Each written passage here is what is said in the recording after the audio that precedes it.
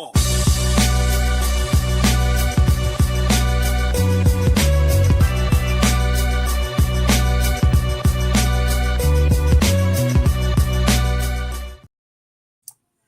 Hey everybody! Welcome to Mortal Content. I'm Doug, the host, and I'm joined tonight by two of my friends here, the producer. Hi. And Imani from Deck Life Brew Life. Welcome, fellas. What How are you up? tonight? Thanks for having me and doing well tonight. How about yourself? Doing well, doing well. Do you have anything that you're imbibing this evening or no? I think I decided to go with a local brewery, First State Brewing Company, with something that I think fits what we're going to be talking about tonight, and it's called Vintage Vocals. This is a West Coast style IPA, which is crazy that we have to start labeling them as West Coast IPAs. But, you know, on the can, we're 6.5% ABV, 90 IBUs. Says juicy citrus, vibrant stone fruit, and dank resin. So let's have some fun. Dank resin. All right, Mr. Producer. What you got? Nah, I don't got anything. I'm good. You're just hanging loose. All right. Good deal. Yeah. I since this is my whiskey show that I drink whiskey on, I am Oh. finishing a bottle I have had for 8 years. This is my Balvenie Peat Week. This is Balvenie makes they don't make peated whiskeys. So this is they do a run every year of this, and they only make a handful of bottles. This was bottle 37 out of 52 that they only made 52 bottles of this. And I found it in a clearance shelf at a liquor store for $50. It's a $150 bottle of whiskey. So I was like, that is coming home with me. And unfortunately, this is the last of it. So that is sad. Good whiskey there. So let me do my little water thing, because I put a little bit of water in it, which is what I learned in Scotland to open it up. So cheers to you folks. Wait. Why do you put water in it again? Yeah. I want to hear that again, please. Well, for Scotch specifically, especially if it's peated Scotch, when you put the water in, it opens up all the aromatics, so you can actually really smell it. It actually even opens up a little bit of the taste. Not much. It's more of the aromatics, but man, when you do that, it just opens up. It's floral and peaty and smoky and all the yumminess. So sad that's the end of the bottle, but man, that's such a good bottle. But I made that thing last for fucking 8 years, so that's awesome. Pretty good bread. So has it gotten better over time, or you taking differences over time? A little more mellow, not much, but a little bit more mellow. It's not that the peak goes away; it's a little softer. It's not quite as aggressive. It's still definitely there though, so pretty happy with that one. But yeah, it's a good one, and I'm not sure how you feel about peated scotches, but that is my jam. So yeah. All right, so this chapter, Mortal Content here, we're going to discuss music. So part of the reason for that is the producer here. He has a new podcast coming out. Was actually out, and we have a few episodes, including Imani and I when we went on. So this podcast is called Soundscape. So let's hear a little bit from the producer about what Soundscape is, what his goal was for it, and where we can find it. Yeah, Soundscape is a Spotify exclusive. Actually, I'm still working on the iTunes. Apple's a pain in the ass in this way. I didn't say that, did I? But Soundscape was an idea that I came up with when I started listening to immediately after the election last year. I started to this deep dive into music as opposed to getting out of the news scene, and during that process I realized that I just loved hearing older music, and I loved hearing music from artists that I love, but I never heard their beginning albums. Like we all hear, the ones that we come up with and all that. But starting early in a lot of discographies really gave me this idea about just going through a whole discography and getting a friend to do it with me, and just having a conversation about it and going through the progression of an artist. And yeah, so we have 2 out already. We have Rage Against the Machine and we have Maxwell. One of the cool things about this, Doug, is that once they're out there, and if the bands are no longer playing or active, then it's just an evergreen thing that anybody could really pick up at any time. So this is one of my gifts to the world, and I hope y'all like it. Maybe, but I think it's going to be fun. It's already been fun producing these 2, and the one that just came out today was Maxwell, and I was recruited off of our Wet Friday stream, Doug, to do Maxwell with you and Imani. And that's kind of how it works, y'all. One of my friends has to basically hit me up, and we have to talk about an artist, and then we just go through the discography together. So yeah, we went through Maxwell, and I think this was Doug's idea. I think I mentioned it, and Imani happened to be on the show. It's like, hell yeah! And I was like, all right. So I think we bullied you into that one. Yeah, well, then you were like, yeah, Imani, you want to do this together? And then I think that was you, right? And then it was just it just came together on the stream. So and then y'all, so we listened to the albums pretty much at the same time frame. Imani was a big Maxwell fan, so Imani knows these albums back and forth, but he did listen to them with us in the same time frame. And Doug is a moderate Maxwell fan, Doug, or big, but not as big as Imani, if that makes sense. Imani was buying these albums when they were coming out, day one. So he was in on it. I don't feel that you were in on it like that, Doug, or were you? Or I don't want to speak for you. Yeah. What kind of Maxwell fan are you?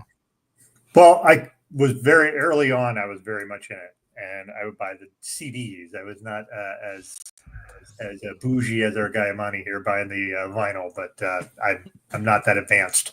But early on, I was in. Just that man's voice just suckered me right in. Just it's the neo soul stuff that was also kind of right in my wheelhouse at the time. So a lot of his later stuff I didn't get into because it just kind of, it is sometimes if you don't put an album out for a while, you're kind of not top of mind. And I just forgot. And then, but it was great going into this so I could actually listen to some of his older stuff or newer stuff for the first time. So, yeah, and that's a fun thing about it is unless you're a big, huge fan, you haven't listened to anybody's discography. So even if you're a big fan, sometimes it's hard when, Imani Prince has how many? Really? 32, right? Or something like that? And he's still releasing them. Are we just talking the studio albums? Or are we talking the off projects and everything else too? Right. Yeah. That's what I'm saying. That's a lot of work. Yeah.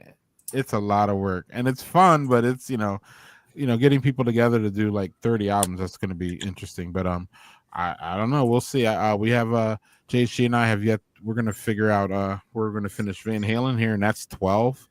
And that's over 4 hours now or 5 hours now, y'all. It's going to be split up into a bunch of parts. So, it takes some time to go through these, but that's the fun part about it. So, if Doug, you don't mind, let's go into Maxwell a little bit here. Do a little preview of it. It's out there on Spotify, y'all. Went out there today. So I don't know. We got together and talked about Maxwell's 4 album? No. 5, right? I get mixed up. 6. I get mixed up because we use the including the unplug. Yeah, 6. 6. Okay, yeah, 6. Right. And I don't know, Doug. I enjoyed the whole way through. I don't think I even said this on the pod. I like the I like the end and the beginning, if that makes sense, of Maxwell. The first album was just a banger, and then the last 2 were just excellent. And not that they're all excellent. So let's They're all, I mean, maybe not excellent. They're all very good to excellent, if that makes sense for me. There was really no average album here. It was just all good. But the last one, the last two, and then the first one were my favorites. And that first one is that's just hot fire. That's just excellent. So I don't know, Doug, what are you had an impression about the last one that kind of surprised us? Yeah, the last one that he released, which was in 2016, so 9 years ago. So let's get to it, Maxwell. Come on. He's a guy who releases stuff fairly slowly as his life progresses on there. It was called Black Summer's Night, and the previous one was Black Summer's Night. If I'm trying to, he does to capitalize the blacks and the first one, and then and the second one he did Summers is capitalized. So I'm assuming the last one's going to be Night is capitalized if we get to it. It's kind of like George R.R. Martin and the Winds of Winter for frickin' Game of Thrones and all that stuff. But the last one, Black Summer's Night, that I just thought was it was still in the Maxwell vein, but man, just every song in that was just different, like funky, lots of horns. I just really, really enjoyed the shit out of that album. I was really pleasantly surprised with how good that was. So that one ended up being, I think, third on my list when we kind of ranked them. But that's only because Urban Hang Suite and MTV Unplugged were just such beautifully perfect albums. So that was my impression. Yeah, my impression wasn't much different than Doug's in terms of that last or most recent record, that Summers record. It was just good to hear someone at that point being so late in their career. And I've said this about other artists too, just being someone so 20, 25, 30 years deep into their career and still putting out very solid, very strong record. I think that I found it interesting that we all kind of had different order in terms of what our favorites were and the top favorite and the least favorite. But I think it was nice to also see that we all kind of agreed that he's got a discography that I think a lot of artists would really do a lot for, to be able to match that kind of a discography. And to have that many records that are, just endlessly playable. Even what I felt to be the weakest of these projects is still something that has immense replayability, to be able to go along with. From a personal standpoint, I had a blast doing this, and I think that being able to talk to the producer and Doug about these records, these collective records, was really something special. And I like to be able to talk music with people, especially in the sense of being able to either put somebody on or be put on to something. So I recall this, I don't think this was in the actual broadcast, but we were talking about future ideas and future thoughts. And for me, it's just a great opportunity also to learn about discographies that I've never approached, that I've never been a part of, and seeing how valuable it might be for hearing about some things that some artists and some musicians and things that are near and dear. And Maxwell, like you all said at the very beginning of this, was someone who I kind of was on from the beginning and followed through his career. So I kind of grew within those records. So there's points in time of my life where I can kind of pinpoint these are things that were happening in my life at the time that these albums were released. And I'm looking forward, just as a plug for Soundscape, I think this is a great project. I'm really looking forward to hearing other people's perspectives and their experiences with different artists. So I'm looking forward to checking out some of the others as they come out, as well as those that have already been produced. So kudos to the producer for this project. Cheers. What's going on, Doug? Yeah, I couldn't agree with Imani more about just this is such a great concept for a podcast just to do discographies. It can be challenging for some of the more, like I said, Prince having 32 albums. That's just impossible to do in a 2 hour span. So I think this is it's ambitious for sure because you could there's a gazillion artists you could pick to do this. So Maxwell certainly wasn't like one where you'd be like, Maxwell, like that's not a mainstream guy, but like I think Imani and I's enthusiasm kind of was like, okay. And then Greg's like, well, I don't really know his stuff, or the producer didn't really know the stuff. So I was like, okay, well, this is cool. And then the producer was like, well, let's do it. And that just made me super happy.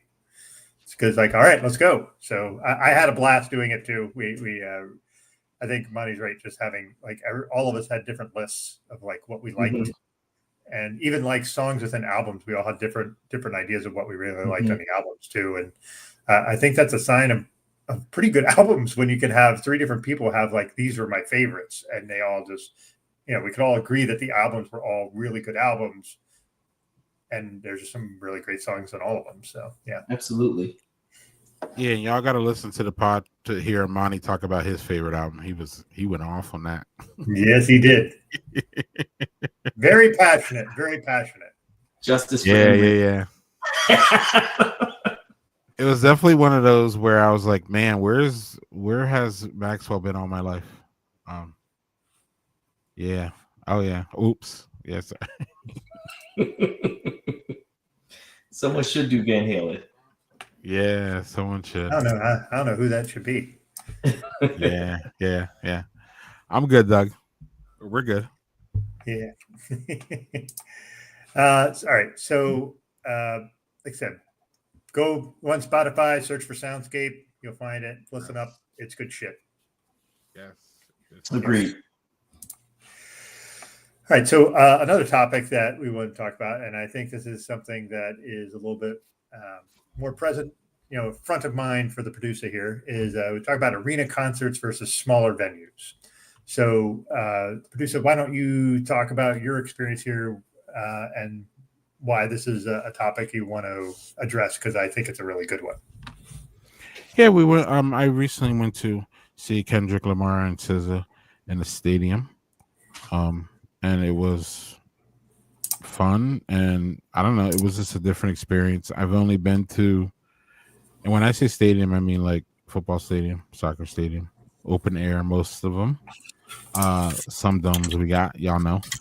And I don't know, I just feel that they're bigger productions. I feel that there's a level of eliteness when it comes to the bands that could do it, because that's a lot of tickets, that's a lot of logistics, that's a lot of money, that's a lot of good people that you have to have working for you in order to pull this off on a really grand scale, and to keep that your brand going. Because if you're putting on a stadium tour, you are absolutely one of the top brands in music at that moment.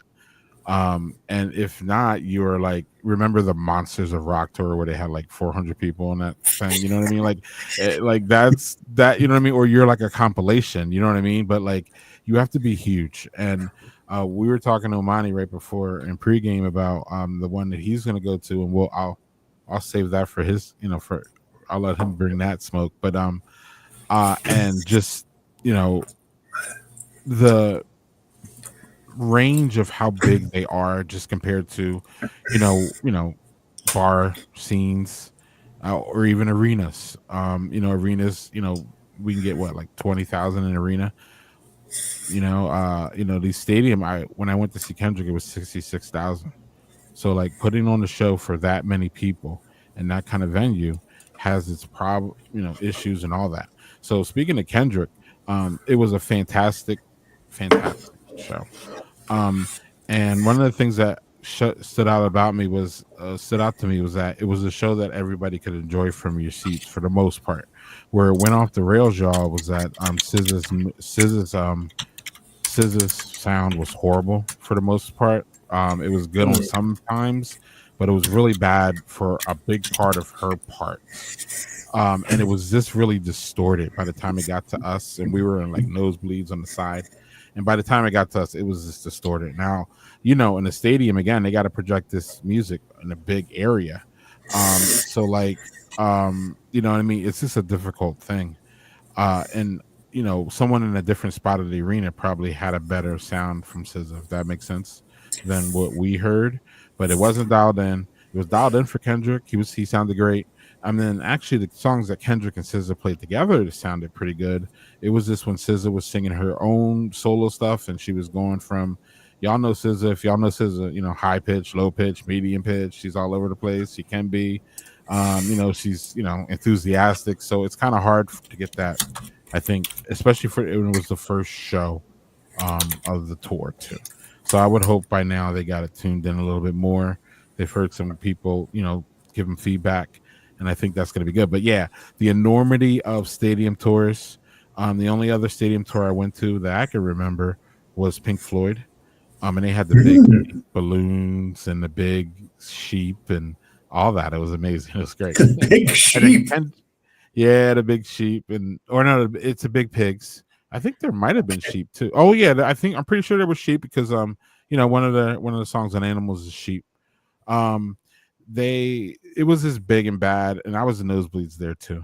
And I just remember that being just a big spectacle show. It was just great. And Kendrick was great too. So those are the only two I've been to, and I was even telling my kids that the young men that went with me about how you won't be going to too many stadium tours. Like they're not.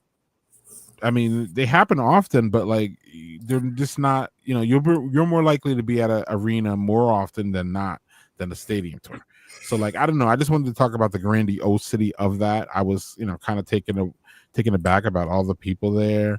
I was all interested in who the people were, the demographics, and all that. And I'm not going to get into all that. Actually, there's a soundscape of that of me. One of the first soundscape is called the Grand National Tour with Kendrick and SZA. So it's a 30-minute soundscape, y'all, that I did.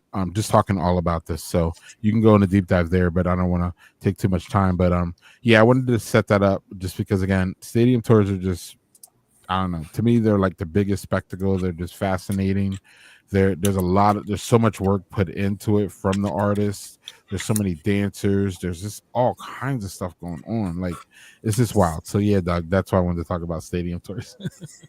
Okay, Imani, you up?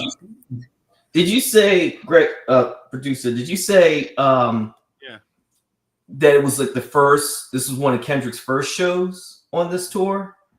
Yeah, it was the first show. Okay, yeah. So they probably were working out some sound challenges and sound issues.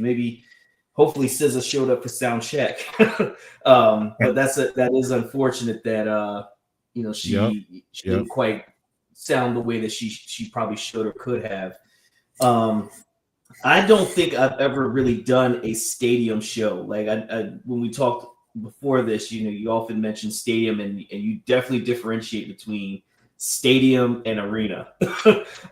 So yeah. I don't think I've really experienced a stadium show. But when you were talking about Pink Floyd, it reminded me of a time that Roger Waters was touring The Wall in Philadelphia. He played at Citizens Bank Park. And I didn't attend that show, but a friend of mine did, and she had a blast. She absolutely loved it. Talked about it all the time. And I do think that kind of these open air, larger stadium shows really do need to have a full on experience, and really kind of a lot of choreography, a lot of, you can call it pyrotechnics, whatever, just all of those kinds of things. And I'm really looking forward to if I'm not mistaken, what would be my first stadium show.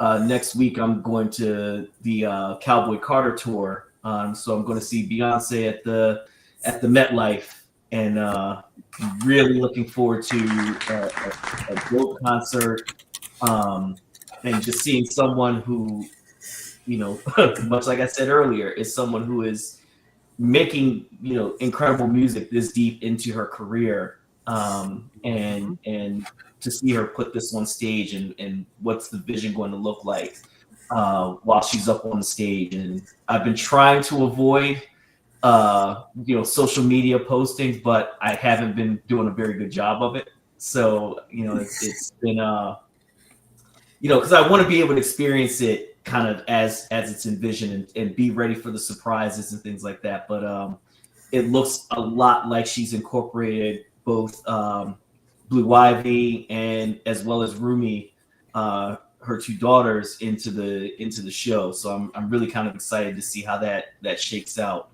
But I've also been hearing, of course, that they're changing some of it as the time goes on. So I think that's a part of that evolution of the stadium concert. So I wish that I could really add more to how different it is to be in a stadium concert versus an arena versus a music hall, those kinds of things, and I could definitely feed into that part, but I wish I had more experience with stadium shows, but I'm really looking forward to this one.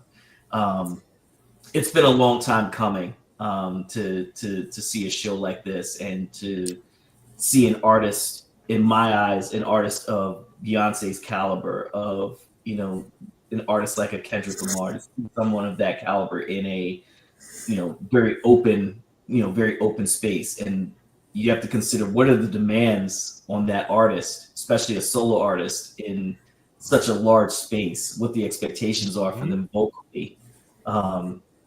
For a rap artist to really have to deliver those bars with breath control for what I would assume to be anywhere from a 2.5, somewhere around a 2.5 hour show. That's a hell of a lift. Yeah, it is. And to do that in a stadium. Yeah. Are we talking Kendrick specifically or not? Because I am talking. I mean, I'm using Kendrick as an example, but I think about just big artists and the idea of having to carry a 2.5 hour show. I mean, I see some shows and we're in small arenas and they're reaching for water every song. So it's kind of what does that take to be at that level and to be able to perform that kind of a show? So yeah. And real quick, Doug, in Kendrick's case though, again, it was Kendrick co-headlining with SZA.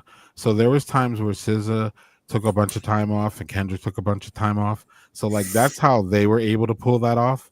But they played 51 songs, Imani. So like they play their whole catalog, but there's definitely times where they're recovering in the back. I mean, they're chilling, like at least in this specific concert. Now, Beyonce and Taylor Swift and all the ones that just do it on their own. I mean, that's where it becomes wild.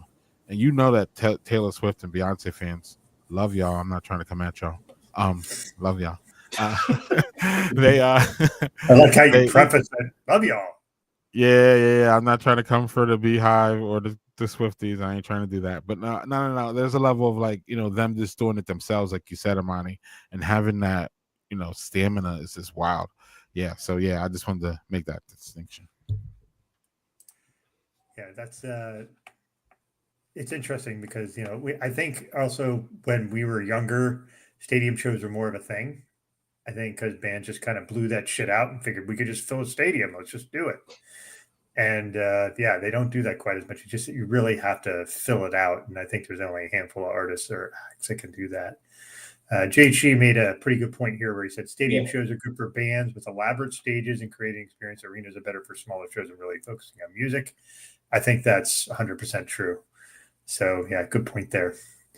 The stadium show. Go ahead, Imani. Sorry.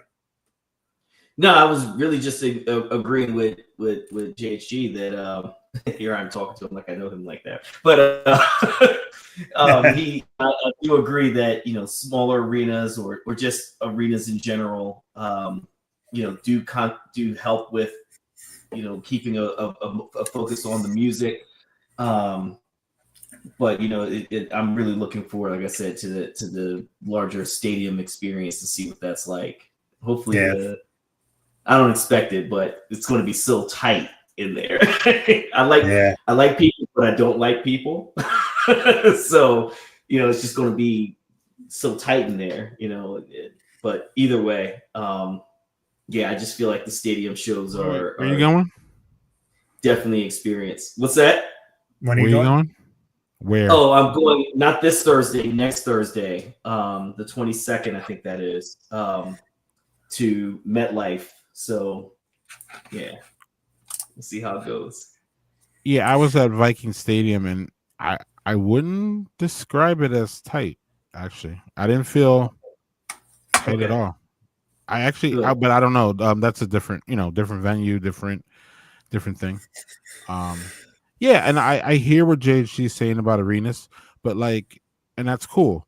But like, I don't know.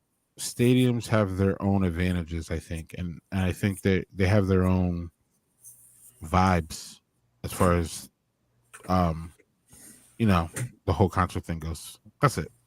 Yeah. But Greg, you're not counting like basketball arenas or hockey arenas in this, correct?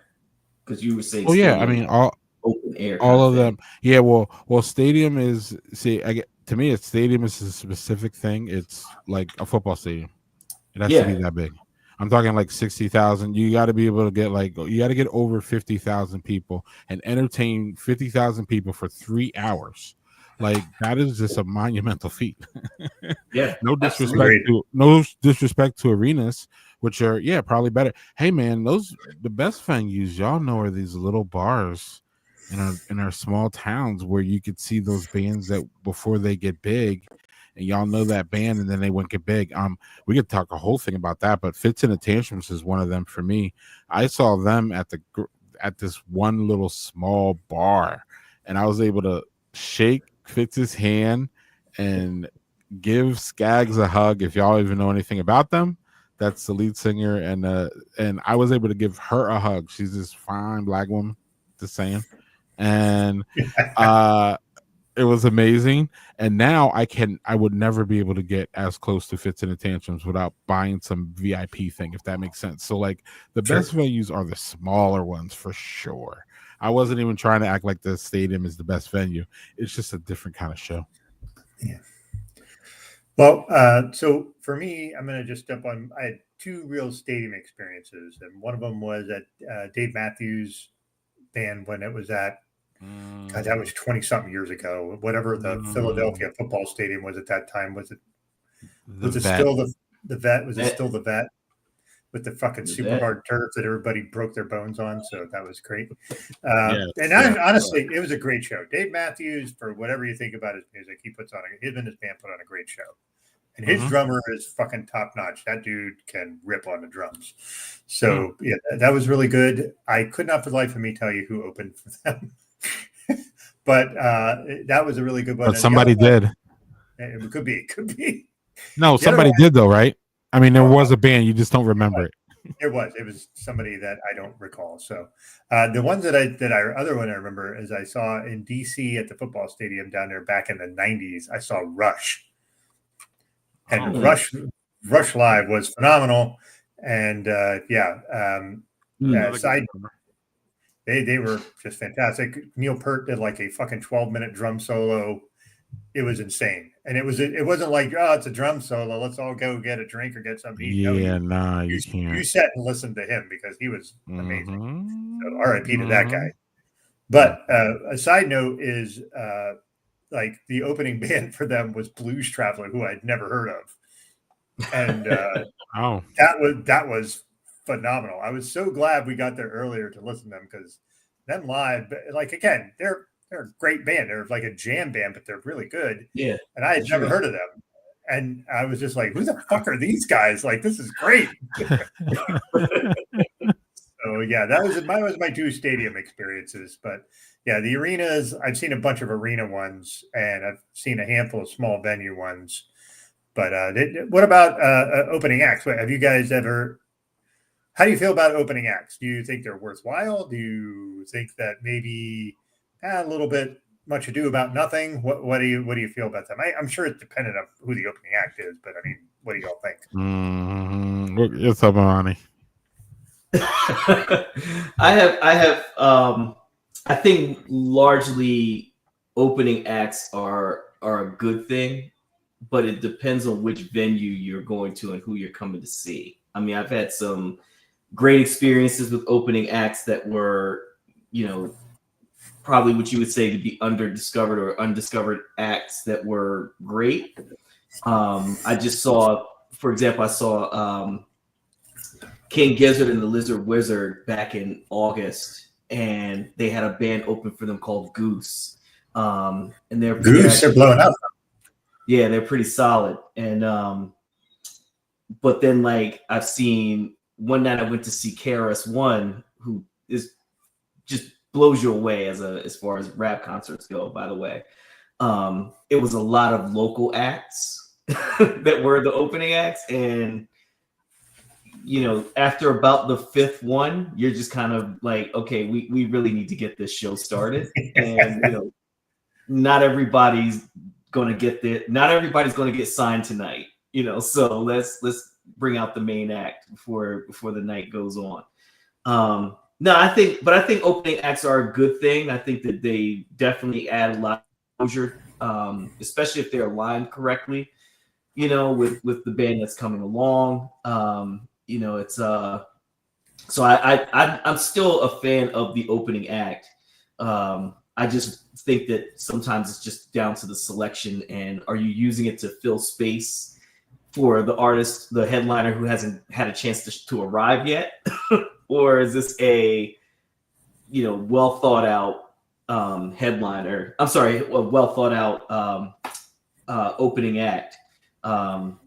I've seen some great ones. I think one of the best I've seen was Nubia Garcia, who I just adore. And she actually opened for Krungbin.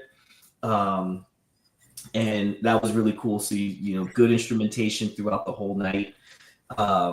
And, you know, she's just amazing. And Krungbin was just great right afterward. I was telling you all before this, I saw Brittany Howard in both the capacity of a headliner as well as an opening act. And, you know, she just puts on a great show. But yeah, I think headliners and opening acts, I think it just has to be a better alignment of who that opening act is instead of just kind of tossing anybody on the stage. Yeah, I agree. Just as a side note to that is they don't have to. The alignment's an interesting thing just from the perspective of, like, I went to Alanis Morissette last year because that was like, man, I got to see her live because that's going to be great. Yeah. Her opening acts was this one sort of pop country lady named Morgan Wade. And then the opening act before Alanis was Joan Jett. So you go country rock to Alanis, who's her own thing. And that was aligned because it was all female artists. It was female empowerment. It was great. But yeah, that was just a different kind of alignment than like making sure the styles align. That's why I find it interesting that you mentioned alignment, and I think that matters a lot to it. So, producer, what do you think? What's your opinion? Yeah, I go back and forth. I guess it's a mixed bag. Because, you know, some opening bands are great, and you know, opening bands are a way for you to find new bands too. So like, and then, you know, like that's what, you know, Imani's talking about. If they're aligned with the headliner, that's a good thing. Cause then, you know, again, that's just another band that's just opening up to your, you know, opening it up to you. But one of the funny things about going with the young men that I went to with Kendrick was the opener was, I thought the opener was it was Mustard. Like, I thought that was great. I'm not sure the rest of the concert goers gave a fuck about Mustard though, because they weren't there. There was no one in this arena for Mustard, pretty much, compared to how it filled out for Kendrick and SZA. There was no one there, and the young men that I went with were like, "Wait, why isn't anybody here for Mustard? Like, it's Mustard. Like, one of Kendrick's famous songs is he's screaming Mustard." Like, it's not like he's, you know what I mean? Like, he's clearly connected with, you know, the main event guy, but there was no, I mean, and Mustard came out, played a good set. He was good. And he actually finally got the crowd like pumped up, but like, there was no one in there. So like, there's a level of like, I think the opening bands can be this like almost throwaway. And that's risky because you might miss someone really, really good. My last anecdote for this is it was one of those big open air arenas, but it was an open air arena basically, and y'all know these things, y'all been to these things, they're really nice, especially in the summer. You know what I mean? You get out in the lawn, you can, something you used to be able to bring in a towel, put a towel down, you would sit with your girlfriend and drink or something. You know what I mean? It was good. I was at one of these, Doug, and the opening, the band right before the main band just blew the main band off the stage. In fact, we didn't really even want to, not that we didn't want to see the main event, but they came on and we were just like, all right, okay. I guess we're doing this. I like that. I mean, it was good. They played good, but like the band right before them was just awesome. And the bands were the band that led into the headliner was the Foo Fighters, and the headliner was the Red Hot Chili Peppers. And the Foo Fighters, like, it felt like that was the main event. It was the Chili Peppers were literally a letdown. And they weren't bad. But Foo Fighters just came with more energy. So then there's that too, where you have to be wise about who you pick as your starting band. You really do, actually. And that has to be in play. So they need to be a step below you, respectfully. They really have to be. It can't, unless it's like a dual billing like SZA and Kendrick. You know what I mean? Or like, remember the Monsters of Rock? Like that shit was wild. You know what I mean? Like they had like every rock band known to man was on that one tour or whatever. So it's hard to do it there. But like otherwise, I would say y'all need to watch it, because some of these these up and coming bands are playing, they're ready, and some of y'all might just be going through the motions. So just saying. So you're talking like open areas. It's like, I'm going to use a Philly reference since you're both in that area, and I've been there multiple times. Man Music Center. Is it that sort of style, like where it's just open, but it's not like not a stadium? Yeah, it was actually the one in Camden. What's that one called? Right across the river in Philly there. Over at the riverfront. Yeah. Right there. It's right on the river there. It's beautiful. I got so many stories about that place. Oh my, I got all the concert stories about that place. That was one of the places that, like, because a lot of bands went there in the summer. It was great. What is that place called? I'll get it. Remember. Yeah, but and it's just like the Man, Doug, for sure. Yeah, that's what I was thinking when you said that was the first thing that came to mind. So yeah, the Man's a good place too. Yeah. Those are. I mean, we want to talk venues. Those are great venues, especially in the summer. Those are really nice. I like them. Yeah, there's a really nice venue up our way at Woodstock. Actually, we're pretty close to where Woodstock took place, called Bethel Woods. That is just like what you said. They have an amphitheater. They have seating, and then they have the lawn seating, and it's just like, and it's all in a bowl, just like Man Music Center was or is. I don't even know if Man Music Center still is working. It's there. It's still there. But it's that same kind of vibe. That's where I saw Alanis, and we saw Hozier last year there. It's just a nice venue, and I like those. Yeah, we did. My wife and I had seen. This was the second time I'd seen Stevie Wonder. He performed. Happy 75th. He just turned 75. Yeah, right. Happy birthday, right? But yeah, Stevie Wonder, the living legend, performed at an open venue space in Maryland. I don't think it might have been the Merriweather Post Pavilion, but literally, like, you're right next to the water, and there were people pulling up their small boats and listening to it. That was a vibe.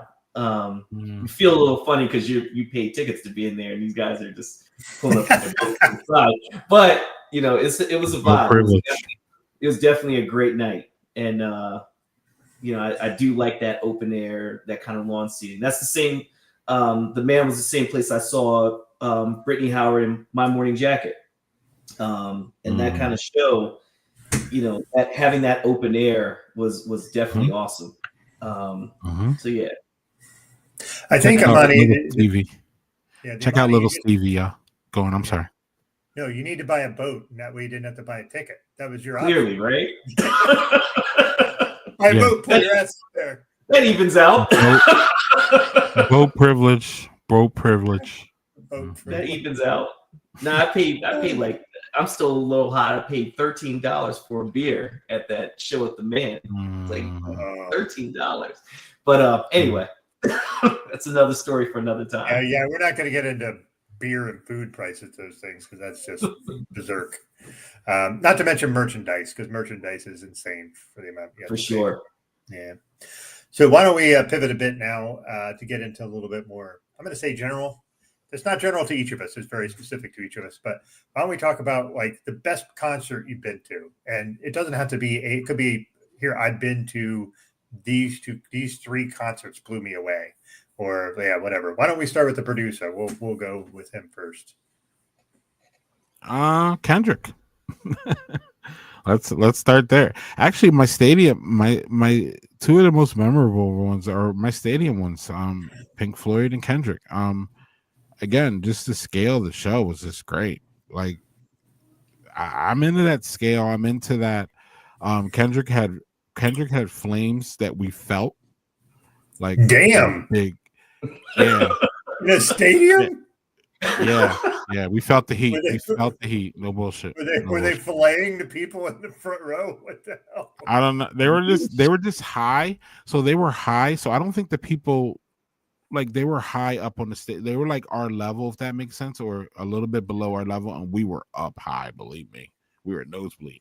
But I didn't care. I just wanted to, like, when the tickets were being bought, I was like, I just want a seat in this place. That's it. I don't even care where it is. I just need to see the stage, and I need to be in there to hear Kendrick sing. That's all I want. And then for Pink Floyd, I was like high too, like really high, and I just really the visual. So what I probably love about the stadium tours is the visualness of it. So those were 2 of my favorites for sure. Off the top of my head, it's hard to differentiate the rest of them, actually, Doug. Those 2 stadium ones just really stand out. Of course, Kendrick does, because it was like 2 weeks ago. So then that's always going to be, and especially if it's really good, that's always going to be in your head. But I've seen so many different, and small arenas, bars, and I don't know, y'all. I haven't been to many concerts in the past 20 years. My concert going was in my early years, and I forgot a lot about them early years. Not a lot, but enough to be like to differentiate that. So I'm gonna stick with my 2 stadium tours. They're great. All right, Imani, how about you? We all have our plethora of ones to choose from. What about you? Yeah, I got a lot, but I'll limit it to. Can I limit it to 3? I will lead with my own personal bias of just saying, having seen Prince live at the Bryce Jordan Center in State College, Pennsylvania, was just a amazing night. From he's the set list to the way that the concert was laid out. That musicology tour was just something else for me, and really just meant a lot for me personally. And he just truly delivered, every single minute. I would definitely say the musicology tour was just a phenomenal event for me. I mentioned already Stevie Wonder. I've seen him twice. The time I saw him first was the Songs in the Key of Life tour. It was like an anniversary for that album, which I think is, in my humble opinion, I think it's actually the greatest album ever created, but that's just me. But Songs in the Key of Life, the tour was just great. It was both him and India Arie showed up there at the show, but it was just just amazing show. His being live on stage and doing songs like As, or Love's in Need of Love Today, or If It's Magic. I mean, it's just blew me away. My sleeper was Mary J. Blige. I was coming into that show kind of expecting a good show.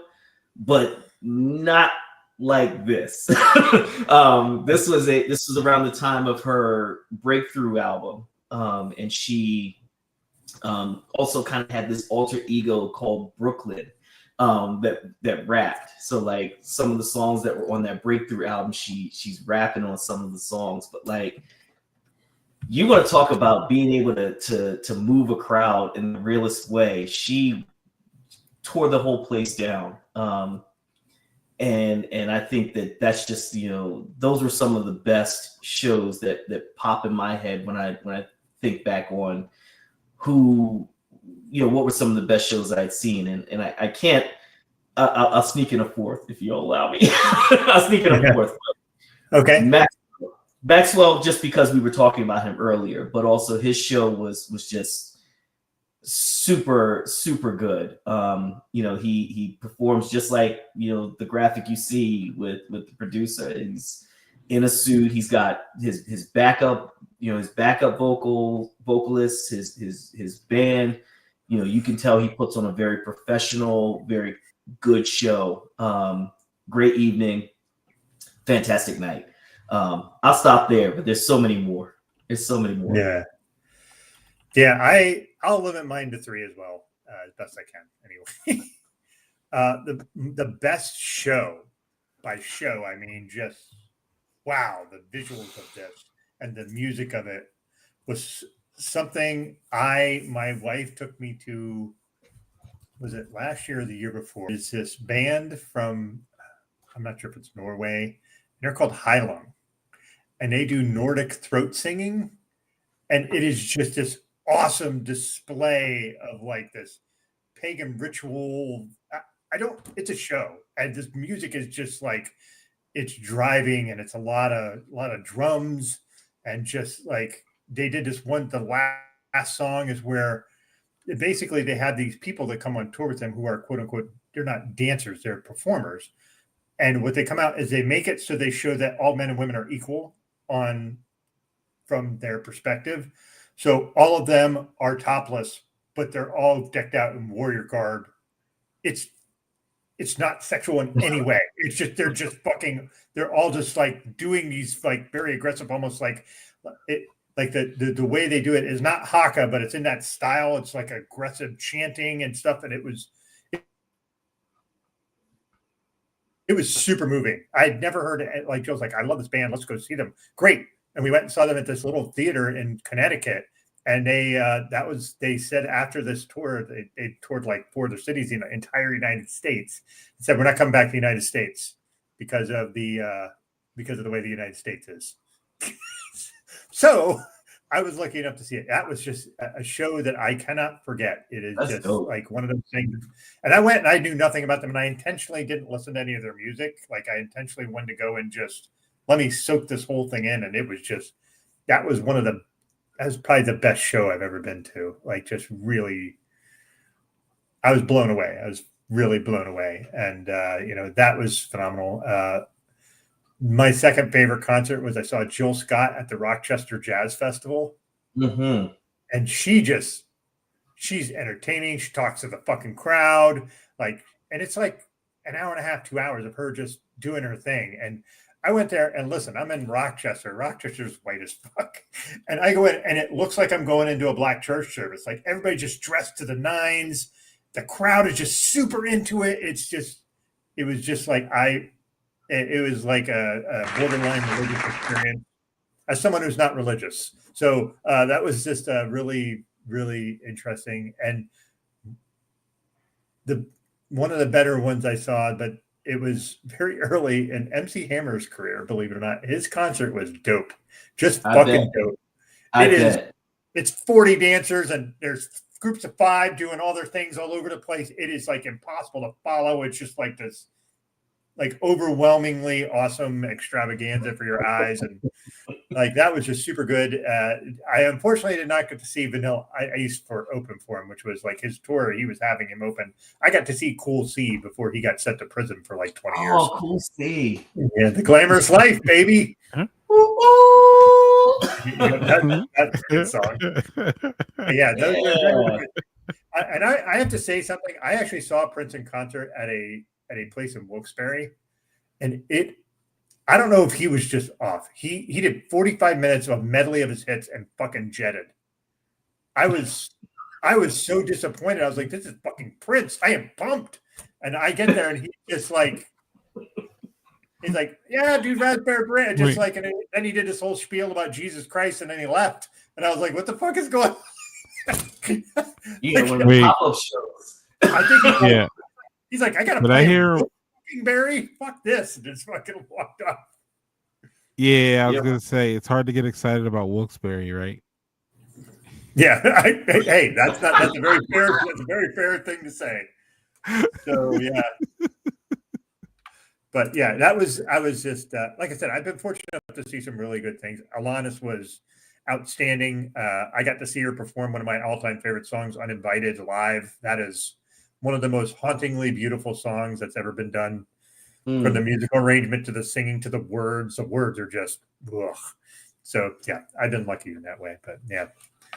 What about go ahead. Sorry. Doug, I got one I want to tee you up on one if you don't mind. Go ahead, the one I heard you talk about the most actually was Tears for Fears. Tears for Fears. Yes, listen. That's a very specific one for me. It was great because the show itself wasn't marvelous.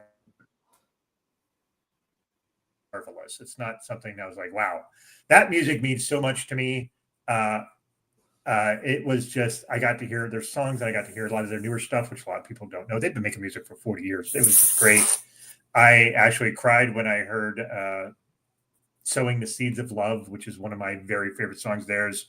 And it just hit me because I could have died 3.5 years ago and I managed to live and then I got to see them before it's just a weird amalgam of things that just kind of piled on top of me. And I don't know, that's thank you for teeing that up because it wasn't that I forgot about it. I just, from a show perspective, I wasn't wowed. It was like just sort of food for the soul in that sense. So yeah.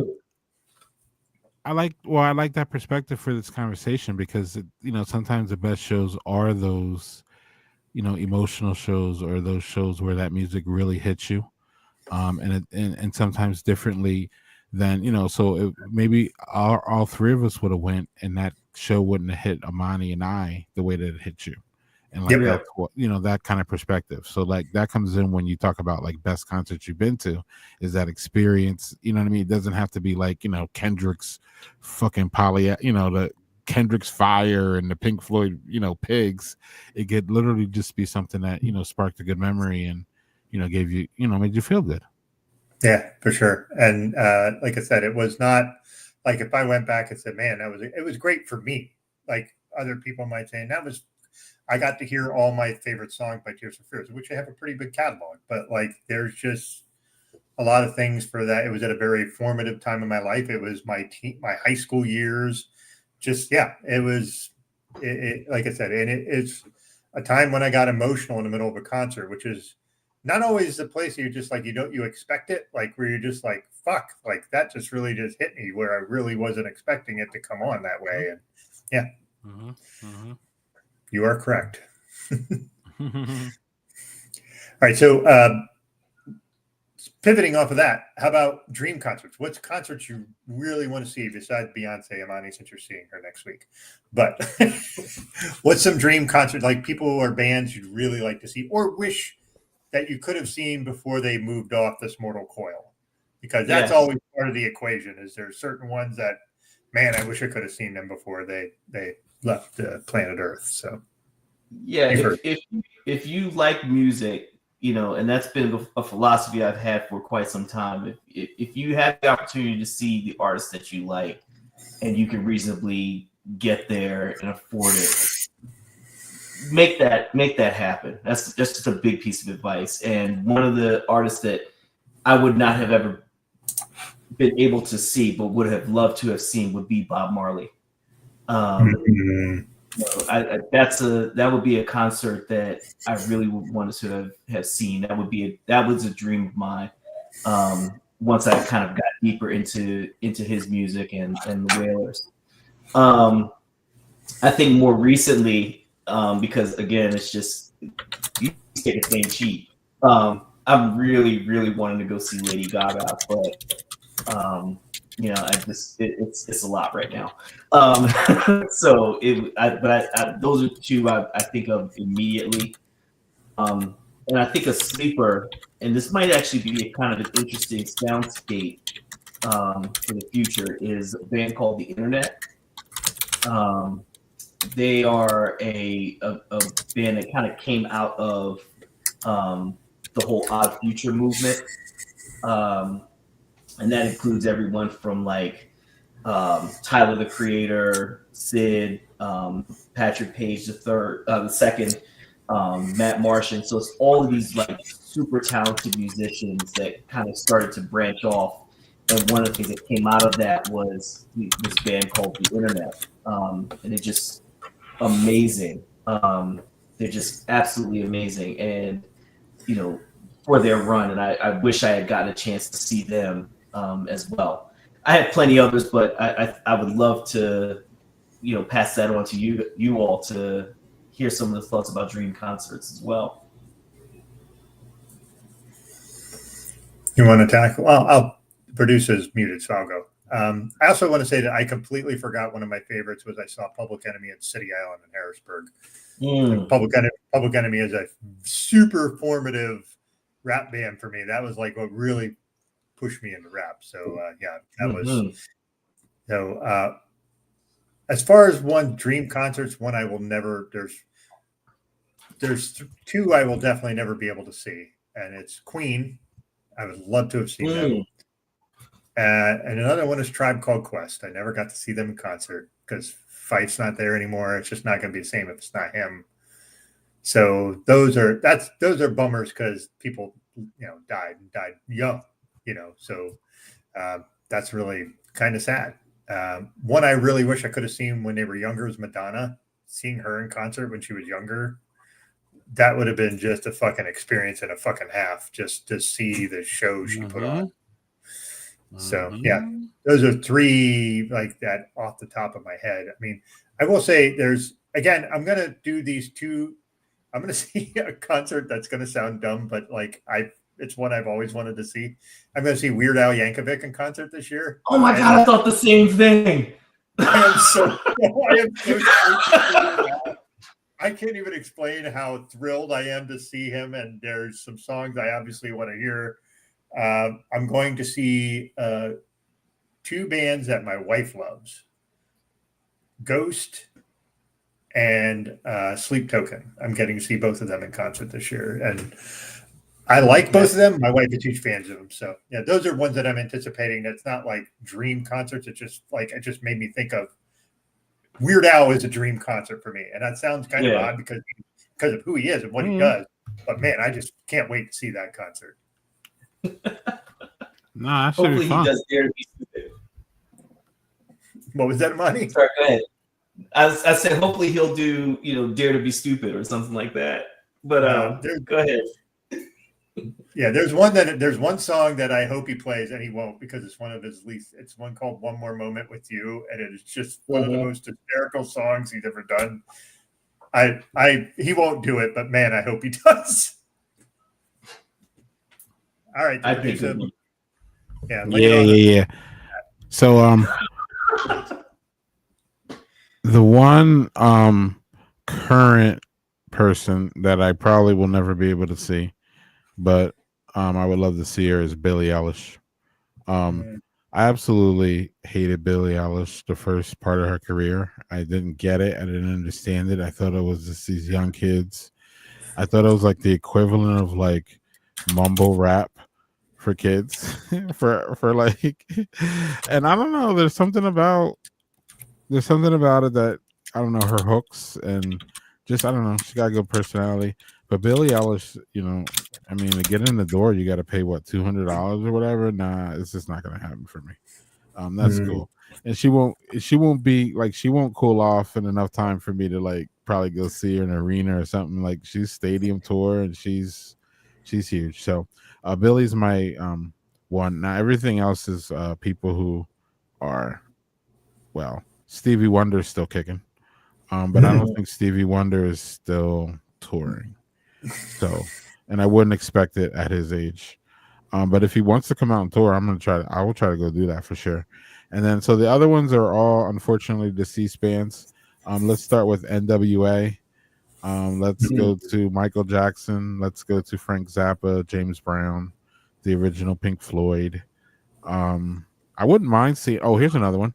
They're still kicking. I wouldn't mind seeing the Rolling Stones actually, but there's no way in hell I'm going to see the Rolling Stones again. I got to pay $300 to get into a stadium, and it's wild. Plus, Mick Jagger is literally 100 years old, so I'm not sure. And Keith Richards is what 200. So like 101. I think he's the vampire Lestat at this point. Like he's just never going to die. Their discography that I would love to do, but I just don't think it'll ever land on Soundscape. Just because they evolved as a band, and they definitely were one of the most inspirational rock bands that we have. Period.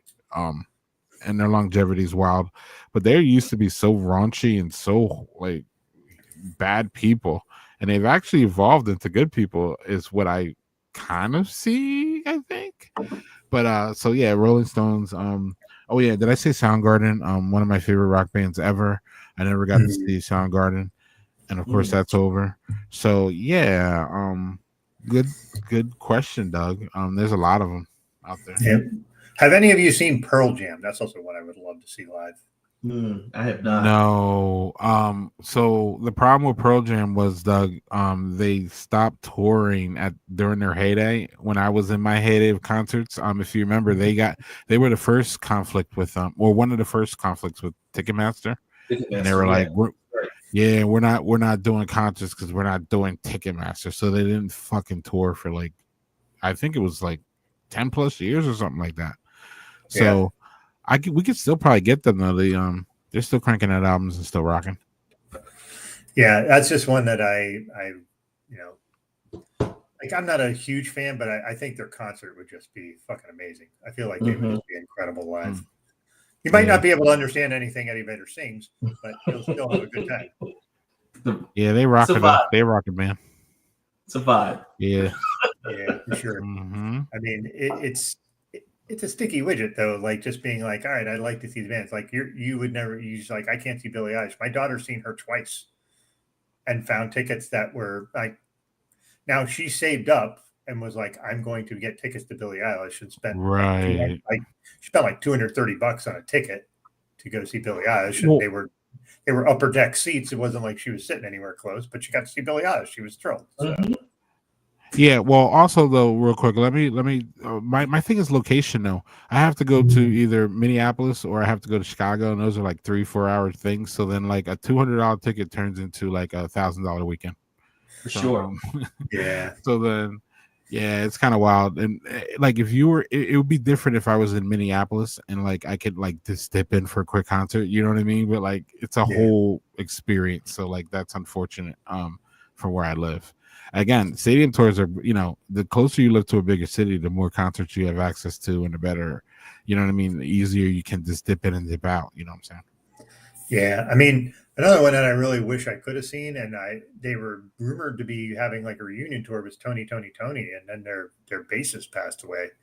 So that's a super bummer. If they were going to do a reunion tour, I was definitely going to figure out a way to go see them. Yeah. If I had to fly somewhere to see them, I would have done that, because that's just such a great, unique band that I really wish I could have. And I'm like, oh well, they're going to get their reunion tour, and I'll be able to go see them. And nope. So that's a bummer on that one for sure. So Kool and the Gang is an awesome band, and they actually, I got a chance to see them at like King's Dominion amusement park, and oh my goodness. I mean, but it was just like, wait, is that really? And boy, they tore that place down.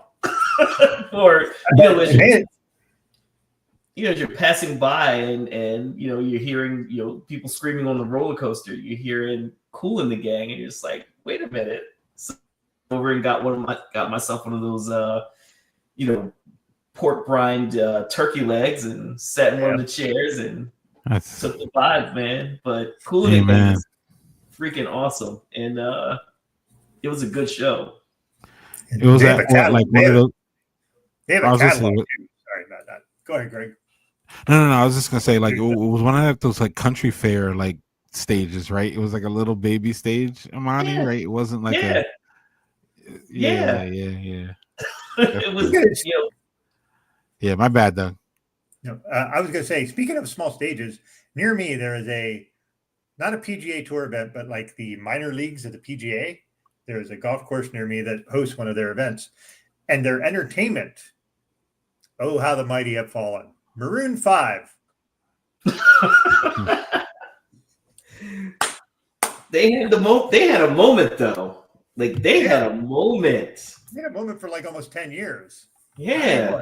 Yeah. 5 Maroons. Thank you, producer, for that little levity in the private chat there. So yeah, that song's about Jane album had people in a chokehold for a good minute. Yep. Moves like Jagger too. When it moves like Jagger, that's also because they had Aguilera on it. That woman, woo, baby, that lady can belt it out. Add her to a dream. Add her to a dream concert for me. I'm good. I will go see Stina. Yeah. What about Mariah? I've never seen her in concert. I will go. I'm not. That feels like one of those concerts you go to. It almost feels like an Anita Baker concert. Like you're not sure what the fuck you're gonna get, or even they're gonna show up. That's what I feel like I might get in a lot of trouble if I was at a Mariah Carey concert. Just saying. I feel like I get in a lot of trouble. Well, would she have you feeling emotions, Imani? Of course, quite possibly. Anyway, all I want for Christmas. No. Oh Lord. Oh boy. All right, so I have another question, and this is a little different, but I heard this one song and it kind of made me think of it, and I was like, oh, I think this would be interesting. What is a band or a singer that has a hit song that is just not like what they normally play? Like it's a hit song and it's not at all indicative of what their normal music is or their normal style is. Just something that's like, they don't necessarily have to be a one-hit wonder. It's just more like, oh, here's this song and this song is going to be popular. And then you listen to the rest of the stuff and you're like, this is nothing like what I was envisioning considering what their popular shit is. What is that for you guys? I don't know. I mean, I kind of struggle, thinking about that. And, I don't think I've really been able to identify. I mean, I know that, someone like I don't know their discography in that same level of depth, but, I did think about like the Cardigans. I know that was kind of a big controversial thing. But I guess I think about like a band, and I still don't know if this quite fits, but there was a band called The Verve, and they had a huge song, Bittersweet Symphony. And it's kind of had this more orchestrated, a little more orchestra, type of a sound to it. But then, if you listen to much of their other songs, they're kind of in that they're in that birth of Britpop kind of vein, very acoustic driven guitar sound. Great band, but just that was a little bit different, I felt, than anything else. But I kind of struggle here. So I'm kind of intrigued to hear what everybody else has to say. Yeah, I struggled too, but I got one. Actually, I got two. Same band, actually, or kind of. My song is Public Enemy and Anthrax, Bring the Noise. For Public Enemy, that is clearly out of their wheelhouse, and it's also a hit. Where I struggled with this, Imani, was the hit part. I think you can find many bands going out of their way and doing songs that normally don't sound like they normally do. Imani, so yeah, and then also Anthrax has a song called I'm the Man, which is a rap song, and Anthrax is not a rap band. So Also, Anthrax, you could say Anthrax for Bring the Noise too, because again, Anthrax is not a rap band, and clearly they're rock punk kind of thing, skater punk rock kind of thing, and they were out here rapping on actually two pretty good, damn good songs. Mani, I just thought about this now as we are recording right now. You missed the easiest layup ever, dude, for you ever. Go for it. You're going to have a response to this one. This is easy, Monty. It's Cowboy Carter. Hello. If you say so. Look, no. Listen. Hear me out. Hear me out. So I'm going to hear you out. Well, it's from a singer who has not done country at all ever in her whole career. And that song does not, I mean, it sounds like Beyonce because it's her wonderful voice, yes. But outside of that, that is not a typical Beyonce song by any stretch. And in my opinion, especially when it hit and before the album came out and all that, and like all of a sudden, like this song hits and like there was all this Beyonce's gonna have a fucking country album. Oh my god. And then that song hit and it became a hit. I think that's one that you missed, buddy. Just saying. All right. I don't know. I think for me, like a lot of times so for example, like Lionel Richie, right? Lionel Richie did a lot of kind of funk songs. He also has R&B songs, but they also all kind of have, not all, but some of them have a very country flair. And sometimes I feel like there's certain elements of country that feel basically like R&B. So that for me, like when I think about songs like what'd she lead with on Cowboy Carter? 16 Carriages and Texas Hold'em. And Texas Hold'em. And I don't know. I feel Texas like Hold'em. Texas Hold'em is a whole ass country song. It has those goofy hooks and it has everything in it.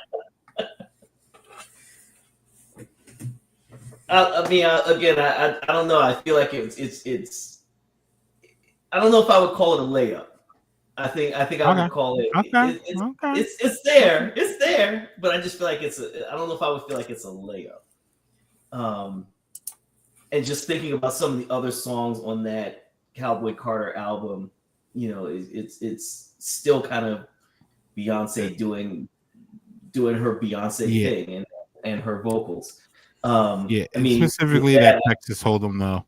That song's a country ass song. So anyway, I'm not. It's cool. No, it works. Cool. But this question was, I think this question was out of all the ones that Doug threw at us, this one was the hardest for you and I to get through. Yeah. I mean, so it's gonna be interesting to hear Doug's. I'm interested to hear Doug's because he said he had a couple queued up for us.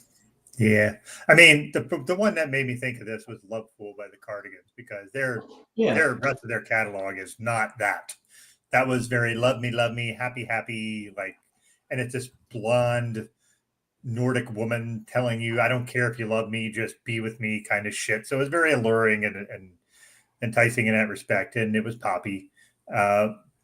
But the one that I thought about, and JHG will love this one. It is Silent Lucidity by Queensryche. Silent Lucidity is a beautiful, beautiful ballad. And Queensryche is heavy. To me, they're heavy. Now, maybe JHG, that's not that heavy. But I felt like that was really kind of out of their scope. Now, granted, it was on the tail end of the hair metal shit. Now, Queensryche was not hair metal. But like where all those hair metal bands did some sort of ballad because that was what everybody did. But like Queensryche, that Silent Lucidity song it's just an absolutely fabulous song, but it just really doesn't feel like it fits with them. You know what I mean? Another one that I just thought of, and it's a collaboration between two artists, and I feel like it fits neither of them, was by the DJ Avicii, and he did with Aloe Black. He did "Wake Me Up," and "Wake Me Up" is like this kind of dancey country thing, and that just was not. Avicii was like EDM, and Aloe Black was more bluesy. Right. So maybe Right. Aloe Black might have been able to fit a little bit more into that, but neither of them. That was not their vibe to me. Yeah. But like that song was a fucking hit and a half, and just like I know Avicii's that album Avicii did, he wanted to kind of combine country and EDM to make something, which was interesting. And unfortunately, Avicii's no longer with us either. But yeah, but I just find that sort of thing fascinating where someone like they're doing this music and this is their music, and all of a sudden, like, let's just do something different, and then do something different, and it hits, and they're like, well, shit, that's. I feel like it's almost like they're like, well, fuck, now we got to do that all the time. I don't want to do that. I would just throw away or whatever. But yeah, I don't know. Sorry for throw you guys off the track with that one. I just thought it was an interesting thought. No, I think it's a great question. I would love to, I can't see much of the comments in the chat, but I'd love to see, other people's thoughts and opinions on, bands or singers who've done songs that are outside of their scope or what we would expect to be their range. So yeah, I'm intrigued.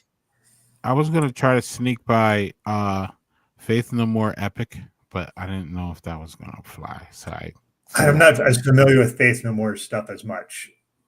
Yeah, well, Epic is kind of like a rap song. That's bringing back memories of the fish out of the fishbowl. Yeah, and then I don't know. Outside of that, they're pretty. Yeah, I mean, they're a rock band. So I don't know. I don't know if I could. I didn't know if I could sneak that one in because the song's really heavy rock, but he raps on it, so it's kind of. But yeah. I don't know, Doug. This was fun. It got me thinking for sure, and I know it got Imani thinking.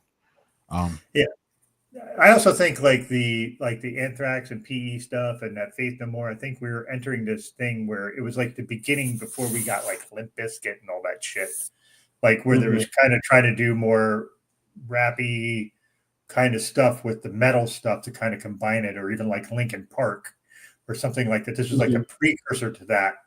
So, but I will say I much prefer the Faith No More and Anthrax collabs to the Linkin Park and Limp Bizkit et al. Was that on the Judgment Night soundtrack? Yeah. Which one? What was the Faith No More was not a collab. It was just them being weird, but because they are weird. But the other one. Sorry, go ahead. No. I don't think so. I was just trying to remember. I remember Judgment Night as far as the soundtrack goes. And I was wondering, was that where the Anthrax PE Bring the Noise was, or is that still too? I don't think so though. But I don't remember. But I remember Judgment Night with that was another big like time of fusion of rap and rock, or rap and metal, kind of in the same, being one of those kind of early records of that. Well, one of the first collabs of two bands that didn't really sound like each other, it came together, was of course Walk This Way.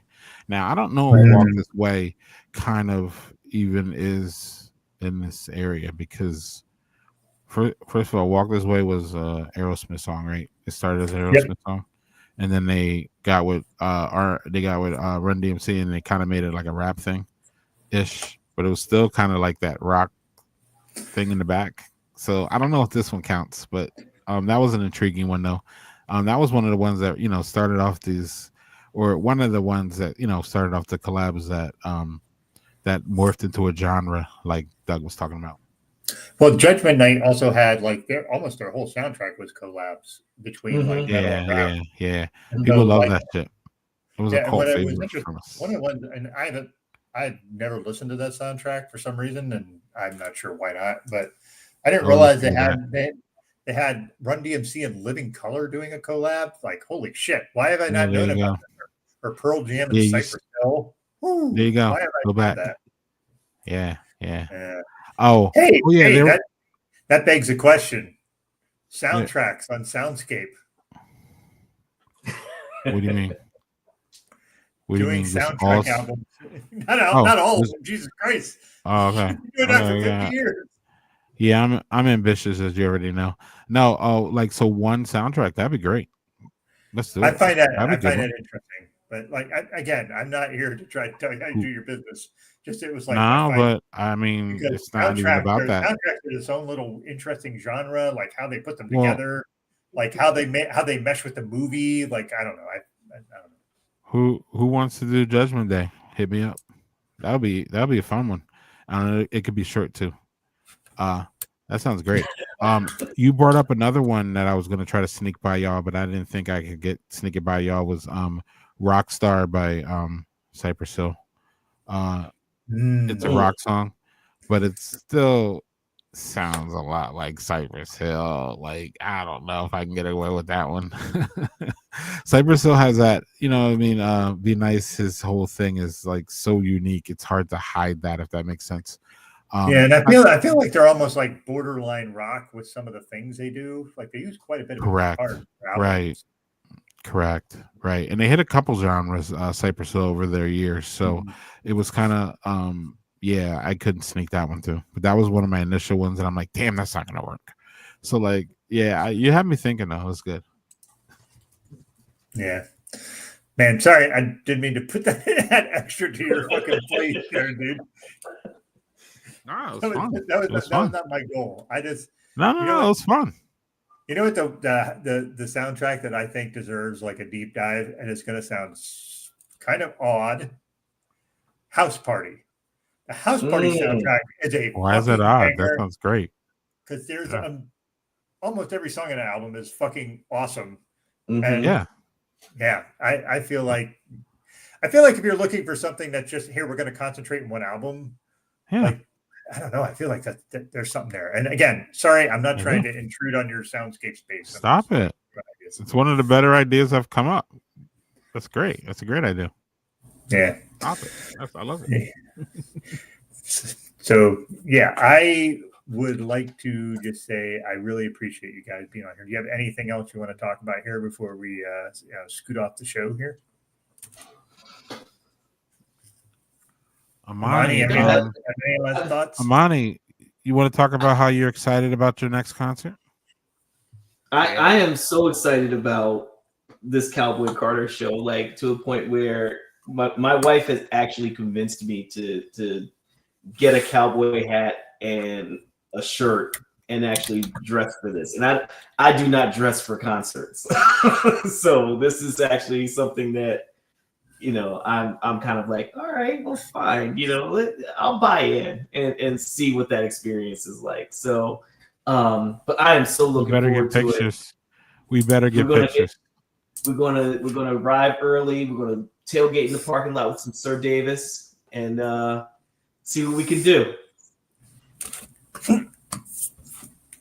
All right. Producer, do you have any concerts you're looking forward to? I want to go try to see Maxwell in Milwaukee. I want to try to go see Cypress Hill, Milwaukee. I want to go try to see, I think Fits and the Tantrums is coming to Madison. Yeah, nothing big though. Nothing big on the horizon. Again, the Kendrick thing was big, and it's still hitting here. You know, like remembering it and all that, and he's still on tour too. So it's cool to see him still out there. And seeing like, you know, what different artists are showing up at the different venues. So yeah, no. You got anything coming up though? Oh, you got Weird Al, you said. Weird Al, man. That's gonna be so much fun. I'm gonna say I'm really interested in seeing Sleep Token. I don't know if any of you on TikTok, and like Sleep Token is like taken over portions of that entire app. They're really, really musically fascinating. If you haven't listened to them, I definitely suggest doing so. Ghost is like this really, really odd, fun band where they're just like, they're doing like 80s rock with like modern shit to it. They all wear masks. Like it's like Slipknot, but 80s pop rock. Like I don't know how else to explain them. I went and saw, they did a movie, believe it or not, and I went and saw that movie with my wife, and it was great. I had such a good time watching that movie. And it was basically a concert movie with some acting interludes in the middle of it. Really good. There is, I have to talk about one house music DJ group that I absolutely love called Gorgon City. They were on my top 10 list for last year's music because I just think they're awesome. And they are playing in New York City twice. That is as close as they get to me. They normally play in the UK and Europe. So if I can get there, I'm going to try. I'm going to see if I can drag my wife to it. That's definitely not her genre of music. So we'll see if that happens. But I have been to countless concerts that are right up her alley, and I'm thrilled to go to them because I get to learn more about what she likes and why she likes them. But yeah, maybe she'll get to come with me to do that. So we'll Doug, see. you also had a near miss, Doug, that I was excited for you, which was Imani. I don't know if you know, Doug had a near miss with Tyler the Creator. Yeah, my daughter bought me tickets to go with her, and then she was like, I can't go, so I'm just going to sell tickets. I'm like, hey, all right, like, I'm not going to go by myself. So yeah, because I don't know his music at all. Be quite that would have been fun for you. That would have been fun for you, right, Imani, or what? Yeah. Well, that's one of the things. Like, it would have been another thing where I don't know anything about them, so I'm not going to do any research. Like if it's somebody that, like I said, with that Highland thing, I went in, I knew nothing, and I went in, I was like, this is amazing. Like I want to be surprised if I'm going to somebody, and I don't want to go in any preconceived notions, because you know how it is sometimes you go to a concert and somebody, like, they sound great on a studio album, and then you hear them live, and it's just like not what I was expecting. Which it's never going to be the same as a studio. That's not what I mean, but sometimes it's really disappointing. I really like Tyler, and I do think it was good for him though this year that he had dropped Chromacopia before. What was it, GNX? That's Kendrick's, right? Mm-hmm. Yeah, it was a good thing that he. it might end up being forgotten if it came out after GNX. But yeah, Tyler's album was really dope last year. Really a dope album. Like it a lot. Mm-hmm. And he would be fun in tour. I would go see him for sure. And I don't know much about him. Well, just check out Odd Future in general, like the collective Odd Future, and just do that rabbit hole. But yeah, Tyler's dope. I say it again, the internet is so good, and if you want to do a quick, because I think they only had 3 albums, 3 studio albums. It's a great listen. They have some very talented musicians, and Sid is crazy. I love that Odd Future collective was crazy. So anyway, yeah, the Tyler thing, I would have loved to have seen that. Say that again. Who was that again, Imani? Are you talking about Tyler or just Odd Future collectively? The Odd Future collective, yeah. I'm trying to push for is the internet. And their lead singer is she goes by Sid or Sid the Kid. But Sid is crazy. It's just, but I think that the internet's albums are so good.